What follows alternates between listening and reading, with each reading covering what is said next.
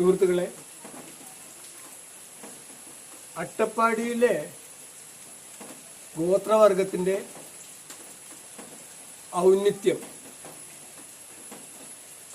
ഉയർന്ന സംസ്കാരം എവിടെയാണെന്ന് വെച്ചാൽ അവരുടെ ജീവിത രീതി തന്നെ നൂറ്റാണ്ടുകളായ അനുഭവങ്ങളിലൂടെ കടഞ്ഞെടുത്താണ്. യഥാർത്ഥത്തിൽ ടൈം ടെസ്റ്റഡാണ്. അങ്ങനെ ഉണ്ടായിരുന്ന ഒരു ജീവിത രീതി. അതിലേറ്റവും മഹത്തരം എന്താ വെച്ചാൽ അവിടെ സ്വകാര്യ സ്വത്തില്ല എന്നായിരുന്നു. നമ്മളെ ആധുനിക മനുഷ്യൻ്റെ ഏറ്റവും അപകടകരമായ വസ്തുവാണ് ഈ സ്വകാര്യ സ്വത്ത്. അതുണ്ടായിരുന്നില്ല. അതുകൊണ്ട് തന്നെ അവർ തമ്മിലുള്ള സ്പർദ്ധയും വെറുപ്പും വിദ്വേഷവും പകയും അക്രമങ്ങളും അനീതിയും നാസ്തിയായിരുന്നു, ഇല്ലായിരുന്നു. നമ്മൾ ചെന്നിട്ട് എന്താ ചെയ്തതെന്ന് വെച്ചാൽ, ആദ്യം കൃഷിയെ കുറിച്ചിട്ടാണ് പറയാം. കൃഷി എന്നത് ലോകത്തിനൊക്കെ മാതൃകയാവുന്ന അതിമനോഹരമായ, ഏറ്റവും കുറഞ്ഞ സമയം കൊണ്ട് ഏറ്റവും കൂടുതൽ ഉൽപാദനം എടുക്കുന്ന ഒരു രീതിയായിരുന്നു അവർക്കുണ്ടായിരുന്നത്. എല്ലാവർക്കും അറിയാനുണ്ടാവും, അട്ടപ്പാടിയിലെ ആദിവാസികളുടെ ഊരുകളാണ് സെറ്റിൽമെന്റ്. ഒരു 10 100 കുടുംബങ്ങളായിരിക്കും, 100 വരെ. അത് കുറഞ്ഞ് 10 ആവാം, 20 ആവാം, 30 ആവാം, 50 ആവാം. ഈ ഊരുകളിലെ 4 പേരാണ് അവരെ ഭരിക്കുക. 4 പേരാണ് അതിന് നേതൃത്വം കൊടുക്കുക. അച്ഛനും അമ്മയ്ക്കൊന്നും അത്ര വലിയ ഒരു അധികാരമോ അല്ലെങ്കിൽ അവകാശമോ ഇതോ ഇല്ല. എന്നാലും ഇല്ല എന്ന് പറഞ്ഞുകൂടാ. ഊരുകാരൻ, ഊരിലെ മൂപ്പൻ, ഭണ്ഡാരി, കരുതല, മണ്ണുകാരൻ, ഈ 4 പേരാണ് അവിടുത്തെ ഭരണം നിയന്ത്രിക്കുന്നത്. അതിൽ മണ്ണുകാരനാണ് യഥാർത്ഥത്തിൽ കൃഷിയുടെ മുഴുവൻ കാര്യങ്ങളും ശ്രദ്ധിക്കുന്നത്. ശരിക്കും ഇന്നത്തെ ഒരു അഗ്രികൾച്ചറൽ യൂണിവേഴ്സിറ്റിയിലെ ടോപ്പ് സയന്റിസ്റ്റിനെ എടുത്തിട്ട് നമ്മളെ അട്ടപ്പാടി ഊരുകളിലെ ഏതെങ്കിലും ഒരു മണ്ണുകാരൻ, ഇന്നിപ്പോൾ ഉണ്ടോയെന്നറിയില്ല, ആ പരമ്പരാഗത ഒരു മണ്ണുകാരൻ ചെയ്യുന്ന ഇത് വളരെ കുറവാണ്. ഇപ്പോഴും ഉണ്ട് തോന്നുന്നു, ഗലസി തുടുക്കി പോലുള്ള സ്ഥലത്തൊക്കെ. എന്തായാലും അവരും ഈ അതേപോലെ അവരുടെ ഭാര്യ യഥാർത്ഥത്തിൽ നമ്മുടെ ഒരു അഗ്രികൾച്ചർ യൂണിവേഴ്സിറ്റിയിലെ പ്രൊഫസറെക്കാളും നന്നായിട്ട് കൃഷിയെക്കുറിച്ച് അറിയുന്നുള്ള അഭിപ്രായമാണ് എനിക്കുള്ളത്. അങ്ങനെ അവർ ചെയ്യുന്ന പരമ്പരാഗത കൃഷി എന്ന് പറയുന്നത് ഒരു വർഷത്തിൽ ആകെ ഒരു 10 ദിവസമാണ് അവർ ചെയ്യുന്നത്. ബാക്കിയൊക്കെ അവർ ഫ്രീ ആണ്. അതെങ്ങനെയാണ് ചെയ്യുന്നത് വെച്ചാൽ കമ്പളം കൊത്തുക എന്നാ പറയും. കമ്പളം കൊത്തുക, അത് വെറും കൃഷിയല്ല, ആഘോഷമാണത്.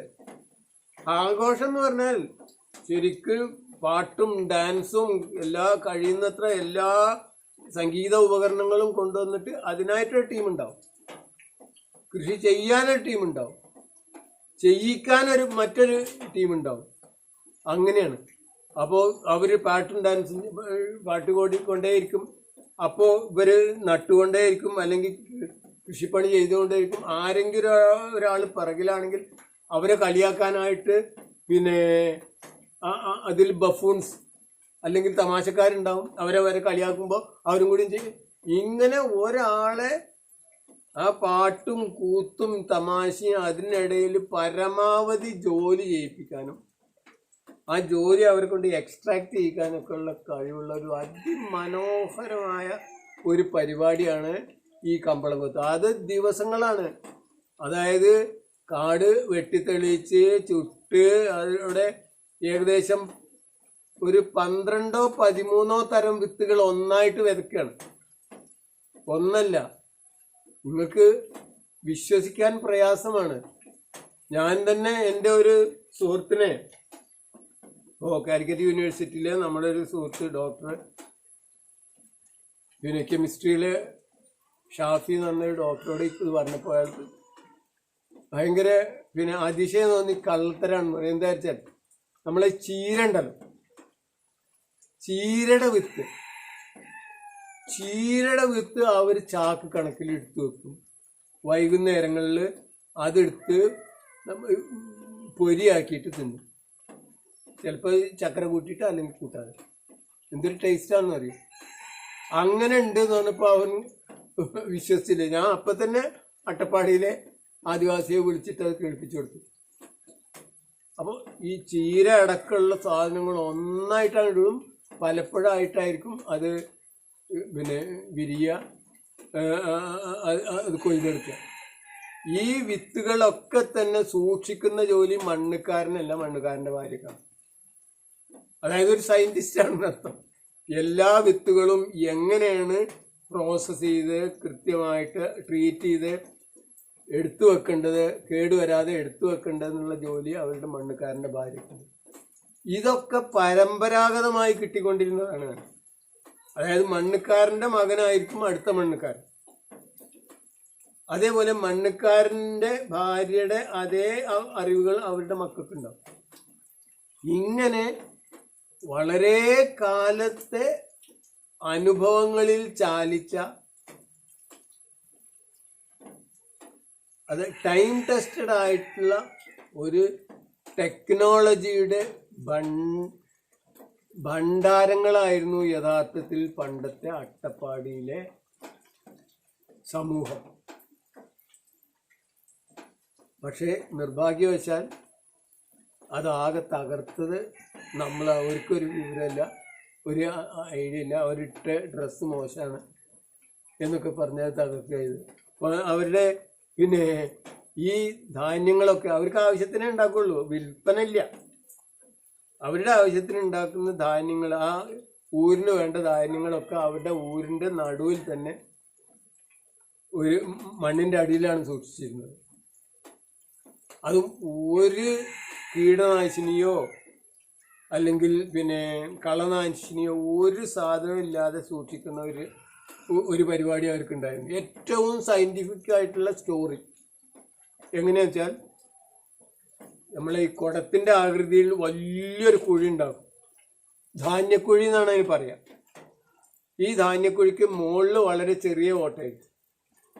അതായത് ഒരാൾക്ക് രണ്ടാൾക്കും താഴത്തേക്ക് ഇറങ്ങാൻ പറ്റിയ അത്രേ അതിൻ്റെ വായവട്ടം ഉണ്ടാവുള്ളൂ. അതൊരു വലിയൊരു കല്ലുകൊണ്ട് അടച്ചു. അത് അടച്ചു വെച്ചിട്ട് ഈ അടിയിലുള്ള ഈ കുഴിയിൽ അവർക്ക് ആകെ ഒരു കൊല്ലം കിട്ടുന്ന ബമ്പർ ക്രോപ്പ് എത്ര ഉണ്ടോ അതൊക്കെ സൂക്ഷിക്കാനുള്ള വിസ്താരമുള്ള ഒരു വലിയ കുഴിയാണ് ഈ ധാന്യക്കുഴി. ഈ ധാന്യക്കുഴിയിൽ അവരുടെ ക്രോപ്പിലുള്ള എല്ലാ സാധനങ്ങളും അവർ എടുത്ത് അടിയിൽ വെക്കും. എന്നിട്ട് അതങ്ങോട്ട് അടച്ചു വയ്ക്കും. ഇത് അടച്ചു വെച്ചാൽ നമുക്കറിയാം അതിന് ഭയങ്കര ചൂടുണ്ടാവും. അവയുടെ ജീവൻ ഉള്ളത് കൊണ്ട് തന്നെ അവയ്ക്കുള്ള ആ ചൂട് കാരണം നമുക്കൊക്കെ അറിയാം. പ്ലാസ്റ്റിക്കിൻ്റെ ഉറയിൽ നമ്മൾ മാങ്ങ അല്ലെങ്കിൽ എന്തെങ്കിലും സാധനങ്ങൾ എടുത്ത് വെച്ച് നോക്കിയും അവയ്ക്ക് ഇങ്ങനെ വിയർത്തുണ്ടാവും. ഈ ചൂട് കാരണം അത് മണ്ണിലായതുകൊണ്ട് തന്നെ ആ ചൂട് കാരണം അതിൽ ഒരു ജീവിക്കും ജീവിക്കാൻ പറ്റാതെ. അതായത് ഉറക്കുത്തനോ അല്ലെങ്കിൽ കൃമികളോ അല്ലെങ്കിൽ അതേപോലുള്ള പുഴുക്കളോ ഒന്നും അതിനകത്ത് ഉണ്ടാവില്ല. എപ്പോഴും നമ്മൾ എടുക്കുന്നോ അപ്പോഴത് ഫ്രഷായി. വിത്തുകളൊക്കെ സൂക്ഷിക്കുന്നത് അങ്ങനെ തന്നെയാണ്.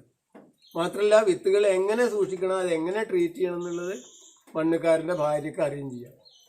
ഇങ്ങനെ അതിമനോഹരമായ സംഗീതം പോലെ ഒഴുകുന്ന ഒരു ജീവിതത്തിൽ നിന്ന്, അതായത് സ്വകാര്യത്വമില്ല ഈ ഇങ്ങനെയുള്ള സ്റ്റോർ ചെയ്ത ഈ സാധനം ആഴ്ചയിലോ അല്ലെങ്കിൽ 2 ആഴ്ച കൂടുമ്പോഴേ എടുക്കുള്ളൂ. അപ്പം എല്ലാവർക്കും വേണ്ടത് കൊടുക്കും, എന്നിട്ട് പിന്നെ അത് അടച്ചു വെക്കും. പിന്നെയും അത് തുറന്നിട്ടുണ്ടെങ്കിൽ കുറേ നേരത്തേക്ക് അത് അതിനകത്തേക്ക് കടക്കാൻ പറ്റില്ല. ഫൂ പറഞ്ഞിട്ടൊരു പിന്നെ അഗ്നിപർവ്വതം പൊട്ടണ മാതിരി കൊണ്ട് പൊട്ടിത്തെറിക്കും. ഒരു 1.5 മണിക്കൂർ കഴിയുമ്പോൾ അവർ അതിൽ ഓക്സിജൻ ഉണ്ടോ നോക്കിയിട്ട്, ആ ഓക്സിജൻ ഉണ്ടോ നോക്കാനുള്ള ടെസ്റ്റിംഗ് ഉണ്ട്. എന്താ വെച്ചാൽ എന്തെങ്കിലും ചെറിയൊരു ചൂട്ടോ പന്തോ പിന്നെ കത്തിച്ചിടുമ്പോൾ കത്തുമെങ്കിൽ മാത്രമേ അവർ താഴത്തേക്ക് ഇറങ്ങൂ. എന്നിട്ടേ താഴത്തേക്ക് ഇറങ്ങിയിട്ട് ആവശ്യമുള്ള സാധനങ്ങൾ മുഴുവൻ പുറത്തേക്ക് എടുത്തിട്ട് എല്ലാ വീട്ടുകാർക്കും കൊടുത്തിട്ട് അവർ പിന്നെ ബാക്കി പിന്നെ അത് പിന്നെ അടച്ചു വെക്കും. അങ്ങനെ ഒരു കീടനാശിനിയോ വിഷങ്ങളോ ഉപയോഗിക്കാതെ ആയിരുന്നു അവർ യഥാർത്ഥത്തിൽ കഴിഞ്ഞിരുന്നത്. കാരണം അതിന് കൂട്ടായ ഭൂമിയായിരുന്നു, കൂട്ടായ കൃഷിയായിരുന്നു, കൂട്ടായ സ്റ്റോറിങ് ആയിരുന്നു, കൂട്ടായിട്ടാണ് അവരത് ആസ്വദിച്ചും ചെയ്തിരുന്നത്. അതിനൊരു നിയന്ത്രണം ഈ 4 പേരും കൂടി കൊടുക്കുകയും ചെയ്തു. അതാണ് യഥാർത്ഥം. നേരെ മറിച്ച് നമ്മളെന്താ ചെയ്തെന്ന് വെച്ചാൽ അവിടെയുള്ള ഭൂമിയൊക്കെ വേഗം ഓരോരുത്തരായിട്ട് പതിച്ചു കൊടുത്തു. 10 ഏക്കർ 15 ഏക്കറൊക്കെ ഉള്ള ആദിവാസികളാണ്. പക്ഷെ അവർക്ക് കൃഷി ചെയ്യാൻ അറിയില്ല. ഈ പണം എങ്ങനെ കൈകാര്യം ചെയ്യണമെന്ന് അവർക്കറിയില്ല. പണം അവർ ഇതിൻ്റെ മുമ്പ് കൈകാര്യം ചെയ്തിട്ടില്ല. അപ്പോൾ നമ്മൾ അവരെ കൃഷി ചെയ്യാനായിട്ട് ഓരോ വ്യക്തിക്കും ഭൂമി ഒരു വ്യക്തിക്ക് കൊടുത്തപ്പോൾ പിന്നെന്തായി, അവരുടെ ആ സോഷ്യൽ സ്ട്രക്ചർ ആകെ തറന്നു. നിന്റെ ഭൂമിയിൽ എന്തിനാണ് ഞാൻ ജോലി ചെയ്യണത്? അങ്ങനെ സ്വകാര്യ സ്വത്താണ് യഥാർത്ഥത്തിൽ അട്ടപ്പാടിയെ നശിപ്പിച്ചത്.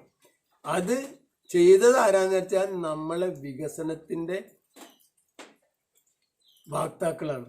അതായത് അവരങ്ങോട്ട് നന്നാക്കണം എന്ന് വിചാരിച്ചിട്ട് അവർക്ക് ഒരു ഭൂമിയും കൂടി ഇല്ല. അതുകൊണ്ട് 10 ഏക്കർ 5 ഏക്കർ ഒക്കെ കൊടുത്തു. പക്ഷെ അതൊക്കെ എങ്ങനെ എന്തായി? അതൊക്കെ കഴുകന്മാർ വന്നിട്ട് അവരുടെ സ്വന്തമാക്കി. അവിടെ ഒരു കച്ചവടക്കാരൻ പറഞ്ഞിട്ട് പിന്നെ ഒന്നുകിൽ ഒരു മുസ്ലിം വരും, അല്ലെങ്കിൽ ഒരു ക്രിസ്ത്യാനി വരും, അല്ലെങ്കിൽ താഴ്ന്നുള്ള ഏതെങ്കിലും ഒരു വിഭാഗം വരും. പ്രത്യേക ഒരു മതത്തിൻ്റെ അല്ല, അവർ ഒന്നൊരു കച്ചവടം ചെയ്യും. അപ്പോൾ കച്ചവടത്തിൽ അവർക്ക് ചായ, ബീഡി, പിന്നെ സിഗരറ്റ്, ഇനി വേണമെങ്കിൽ ചാരായം, ഇതൊക്കെ ഉണ്ടാവും. അതൊക്കെ കൊടുക്കുന്നതോടുകൂടി ഇവരെ ഇങ്ങനെ ഒരു പറ്റ് ആയി അവസാനം പിന്നെ തിരിച്ചടക്കാൻ കാശില്ലാതാവുമ്പോൾ ഈ ഭൂമി അവരുടെ കയ്യിലാവും. അങ്ങനെ ഇവർ കൂടുതൽ പട്ടിണിയിലേക്ക്, അവരുടെ പഴയ സോഷ്യൽ സ്ട്രക്ചറിനെ കുറിച്ച് യാതൊരു ധാരണയും ഇല്ലാതെ അവരെ വികസിപ്പിക്കാനും അവരെ നമ്മളെ സമവാക്യങ്ങൾക്കനുസരിച്ച് അവരെ ഉയർത്താനും ഉള്ള വികൃതമായ കാഴ്ചപ്പാടാണ് അവരെ കൂടുതൽ ഇന്നത്തെ അവസ്ഥയിലേക്ക് എത്തിച്ചത് എന്ന് ആണ് എനിക്ക് തോന്നിയിട്ടുള്ളത്. ഇത്രേ എനിക്ക് പറയാനുള്ളൂ.